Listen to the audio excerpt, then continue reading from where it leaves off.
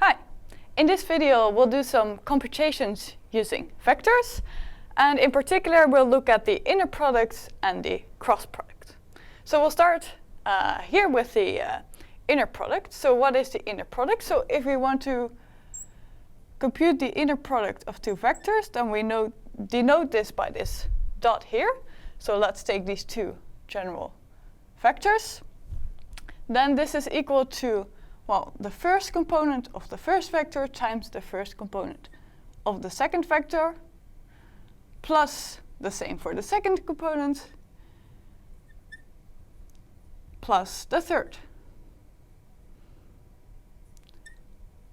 And here we look at three-dimensional vectors, but we can do this in general in any dimension, just add more or less components. So this results in some number. Let's take a look at an example. So let's say we want to compute, I came up with a nice example here. So we want the vector 1, 2, 3, and 3 minus 1, 4. So let's compute this inner product. So we have 1 times 3 plus 2 times minus 1 plus 3 times 4 is equal to 3 minus 2 is 1 plus 12, so we get 13. Okay, so this is a nice computation, but feels like a bit of a random definition. So what can we actually do with it? Well, the first thing that we can use it for is to compute the length of a vector. So let's say we want to compute the length of some vector v. Then we can do this by looking at the square root of the inner product of the vector with itself. So we can see this as sort of generalizing Pythagoras. So let's compute this for this 1, 2, 3 vector here. So we're going to compute the length of this vector. So we have this vector 1, 2, 3, and then the length we denote by these two bars on each side. So we get a big square root, and then the inner product of the vector with itself. So that means we just take the squares of each of these elements. So we get 1 times 1 plus 2 times 2 plus 3 times 3. So this is equal to the square root of 1 plus 4 plus 9 is 14. All right, so that's the length of this vector. Then there is one other geometric use of this inner product, and that's related to the angle between two vectors. So let me write this down correctly. It is the case that the cosinus of theta, which is this angle between the two vectors, is equal to the inner product of the two vectors divided by the length of the first one times the length of the second one. And sometimes this is even taken as a definition of the inner product, but in our case we just use this general definition first. And then we get to this formula. So we can now use this to compute the angle between these two vectors that we used here before. So if we fill in these values, so we get cosinus theta is equal to, well, this inner product, we already computed that here. So that was 13 divided by, well, the length of this vector. First vector, that was this one, so square root 14 times, well, we get another square root, and now we get 3 squared plus minus 1 squared plus 4 squared. And let me see, I think that's 26. Yes. So this is equal to 13 divided by square root 14 times square root 26. So to get to the angle, we just simply take the inverse of the cosine. So the angle is then equal to inverse cosine of this thing that we have here. So 13 divided by square root 14 times square root 26. Now this is a nice exact answer, of course, but we can compute this using some calculator, and then we find that this is about 0.82. So that's in radians, or about 47 degrees. Okay, so that's the angle between these two vectors. Now let's take a look at the other side of the board, so the cross product. So the inner product gives as a result some number, but the cross product instead gives a vector.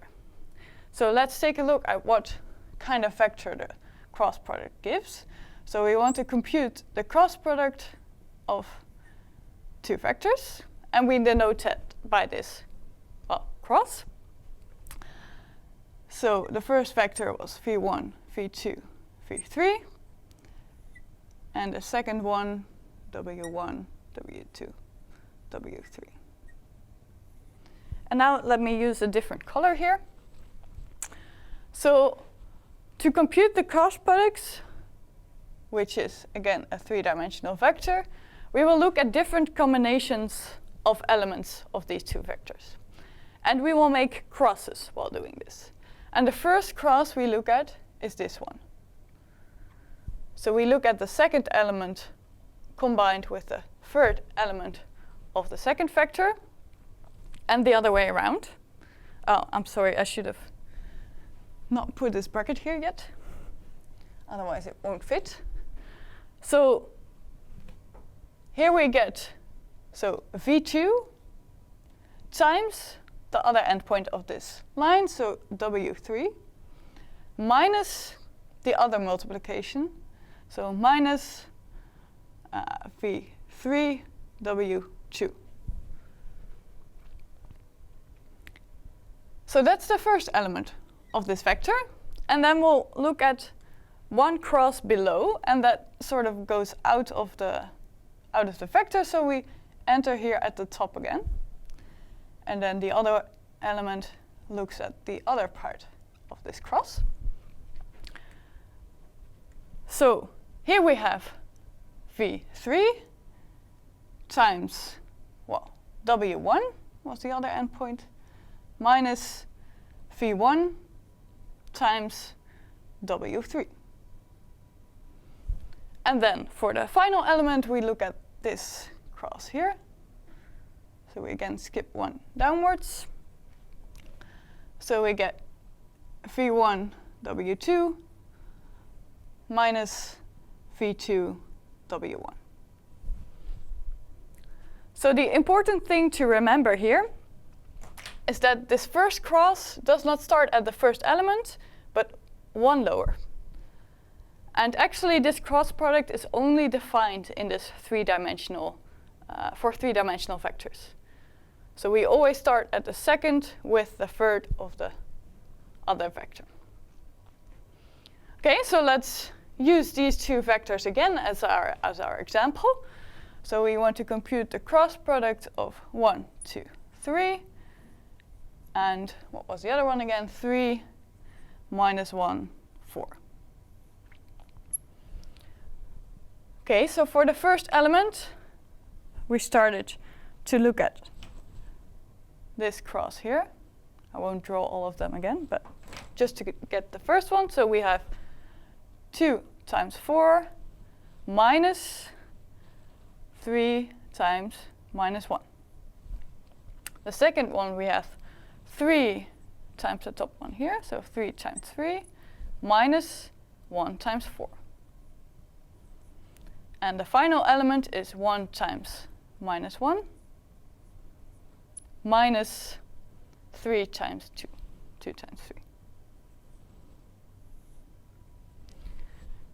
All right, so let's see what comes out here. So we have 8 minus 3, so 8 plus 3 is 11. Then we have 9 minus 4 is 5. And then we have minus 1 minus 2 times 3, so minus 7. So that is our cross product. And again, we have some interpretation of this. And again, 2 interpretations actually. So I think the most important geometric interpretation is that this final vector is a vector that is perpendicular to both of your original vectors. And to be precise, you can use the right-hand rule. So if you point your index finger towards the first vector, and then your middle finger towards the second one, then if you point your thumb upwards, like this, then that should point towards this cross product vector. So, as you can see, this is perpendicular to this one and to this one. So that's the first explanation. And we can even test this, because what I failed to mention here was that this inner product, if that is 0, that means this angle here is 0. So if the inner product is 0, then we have 2 vectors that are in the same, I'm sorry, I misspoke. Then we have 2 perpendicular vectors. So we can compute the inner product of this vector with one of the original ones, and that should be equal to 0. So let's say 1, 2, 3. So this should be equal to 0, so let's test it. So we have 11 times 1 is 11, plus 5 times 2 is 10, minus 7 times 3 is 21, and indeed this is 21 minus 21 is 0. So these vectors are indeed perpendicular. The other geometric explanation is again related to this angle, and that says something about the length of this vector that you get from the cross product.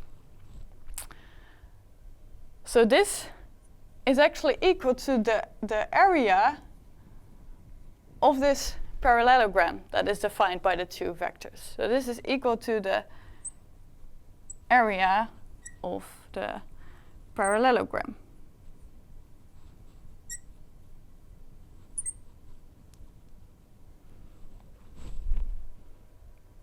So finally, I want to end with some other relation between the inner product and the cross product, namely that we also have some nice formula like this for the cross product, which is maybe used a bit less but still interesting. So this is about the sine of the angle between the 2 vectors, which is equal to the cross product between these 2 vectors. That is a vector, so we need some number, so we look at the length divided by the same thing that we had before, so the length of these 2 vectors multiplied. So that again gives some relation on this angle, and if we would fill all of these values in, then we should get this exact same angle as we had here, but you can compute that for yourself to see if there's a mistake anywhere. See you in the next video.